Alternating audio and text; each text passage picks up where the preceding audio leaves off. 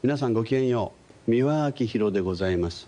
今日はね、今すぐ縁を切るべき人というなかなか物騒でも本当はとても優雅で品のあるテーマについてお話しします。縁を切るというと怒鳴り合いの絶縁劇を想像なさる方が多いけれど、本来はそんな下品なものじゃありません。あなたの魂の庭を守るお片付けです。まず最初に勘違いなさらないでいただきたいのは、嫌いな人、ムカつく人と縁を切るべき人は別物だということ。嫌いな上司でも仕事のスキルを学べるならまだ利用価値はある適役。人生のドラマに必要な悪役です。でもね、縁を切るべき人っていうのは存在してるだけであなたの心と体をじわじわ腐らせる人たちで、これはもう悪役ではなく有害物質、そっと排水口に流すしかないの。ではどういう人を具体的に切るのか。まず一つ目、人によって態度が露骨に違う人。権力者にはへこへこ弱い人や、部下には冷たくて横柄であからさまに見下す、こういう人はね、ただ性格が悪いだけじゃないんです。価値観そのものが力がある人だけが偉いという非常に貧しい世界観で固まっている。あなたがどれだけ誠実に接してもよくはなりません。なぜなら彼らが見ているのは人ではなく踏み台とご機嫌取りの対象だけだから。ちなみにこういう人は恋愛でも同じことをします。外ではパートナーを自慢げに連れ歩いて、家では八つ当たりとモラハラ、人を核で分類しているからです。でこういう人と一緒にいると、あなたの中に自分も誰かを見下していいんじゃないかという毒がじわじわ染み込んでいきます。そして気づいたら自分も同じ種類になってしまう。ですからこのタイプは距離を置きなさい。職場なら必要最低限の業務連絡だけ、プライベートでは一切付き合わない。笑顔でも心の距離はシベリアくらい遠くに。2つ目、あなたを感情のゴミ箱にする人。会うたびに愚痴、不満、悪口。何時間も電話で泣きついてきて一言もあなたはどうとは聞かない。何度アドバイスしても改善しない。でもさ、だってさ、でエンドレス。こういう人はね、悩んでいるんじゃないんです。悩んでいる自分が大好きなの。あなたはただのゴミ処理場。あなたの時間とエネルギーを食べる寄生虫です。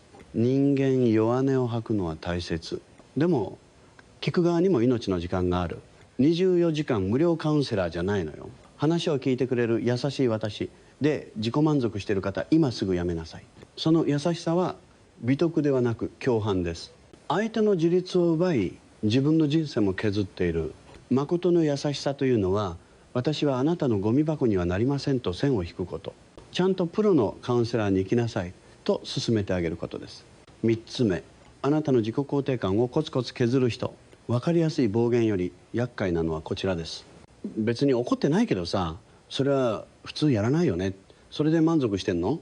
そんな夢現実見なよ。こういう人はね、殴りはしないけれどあなたの心に細い針を毎日1本ずつ刺していくタイプ。気がついたら自分の判断に自信が持てなくなって相手の顔色を伺うことが当たり前になってる。恋人でも友達でも親でもいます。特に親。あなたのためを思って言ってるのよが口癖の毒親。これはね、日本中に生えている雑草みたいなもの。放っておくと庭が全部支配されます。親だから我慢しなきゃと思い込んでるあなた。親は神様じゃありません。単なる少し年上の人間です。間違いもしますし、未熟なまま年を取った人も山ほどいる。産んでくれたから感謝はする。でもあなたの言葉で自分の人生を壊すつもりはありません。そう、心の中ではっきり宣言なさい。会う頻度を減らす。電話にすぐ出ない。実家に帰らない。物理的な距離は心の防波堤になります。義務感と罪悪感で自分を縛らないこと。あなたは親の所有物ではありません。4つ目、あなたの時間と人脈とお金を当然のように利用する人。いつも今度ご飯をおって相談に乗ってこれ紹介してと要求ばかり。こちらが困っていてもするごめん忙しくてさの一言で終わり。こういう人はね、あなたを人間だと思ってない。便利なリソースと思っている。仕事でもいますね。都合が悪くなると責任を部下になすりつけて成果は自分のものにする上司。あれも同じです。こういう人たちは一度ノーを言うと決めた瞬間、急にあなたを悪者に仕立てます。冷たくなった、付き合い悪くなった、あいつ変わった、そうやって罪悪感ビームを打ってくる。でもね、それは向こうがあなたを支配できなくなって困って吠えてるだけ。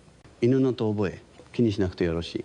人間関係というのは本来ギブアンドテイク、今日は私が支える、明日はあなたが支える、バランスが揺れながら続くダンスです。自分だけが踊らされている相手とはさっさと退場しなさい。5つ目、あなたの価値観を踏みにじりアップデートする気が一切ない人。これ最近多いのがジェンダーや多様性の問題ですね。男なんだから女なんだからが口癖、 LGBTQ の話をしたら変なやつら、そんなの認めたら日本が終わるなどと平気で言う。私は何十年も前に同性愛者であることを公表しました。でその時に散々言われたのは、気持ち悪い、間違ってる、普通になれっていう言葉。でもね、人間が人間を愛してるだけ、それ以上でも以下でもないのです。そういう基本的な尊重すらできない人は時代に適応する気がない。化石です。化石を博物館で眺めるのは素敵ですが、隣の席において一緒に暮らす必要はありません。距離を取りなさい。さて、ここまで聞いてそんなこと言ったらほとんどの人と縁を切らなきゃいけないじゃないと不安になったあなた、安心なさい。縁を切るというのは必ずしも喧嘩別ですることではありません。心理的にその人を自分の世界の中心から外に置くということです。職場ならあくまで同僚、取引先として淡々と接する。プライベートの相談をしない。自分の秘密を明け渡さない。親なら必要な行政的な連絡だけにするとか、帰省は1泊ではなく日帰りにするとか、露骨な喧嘩をしなくても距離は取れます。大事なのは相手を変えようとしないこと。もしかしたら分かってくれるかもと期待して何十年も心をすり減らしている人がいます。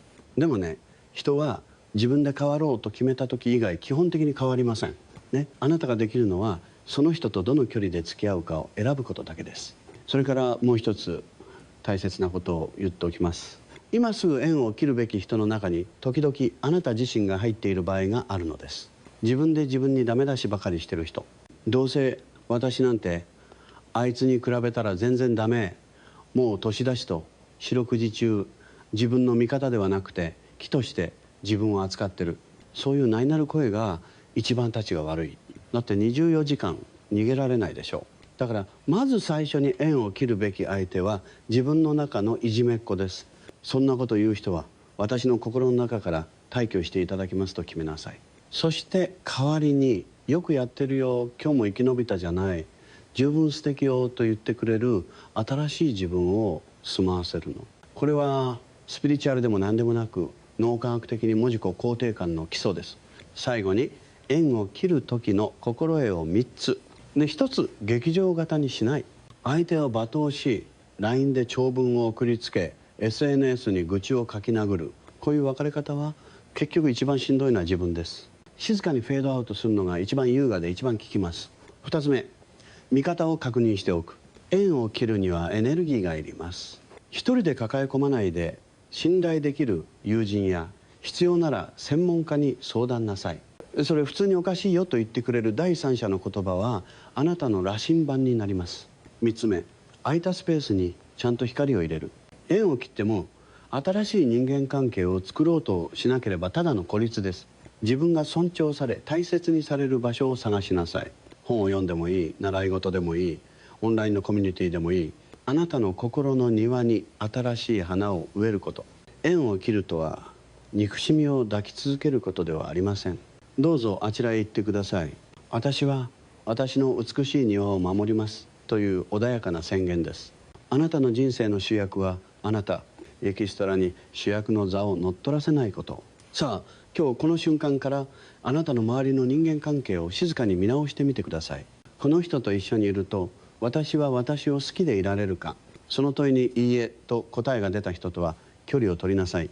それがあなたの魂を守る一番おしゃれで賢い生き方です。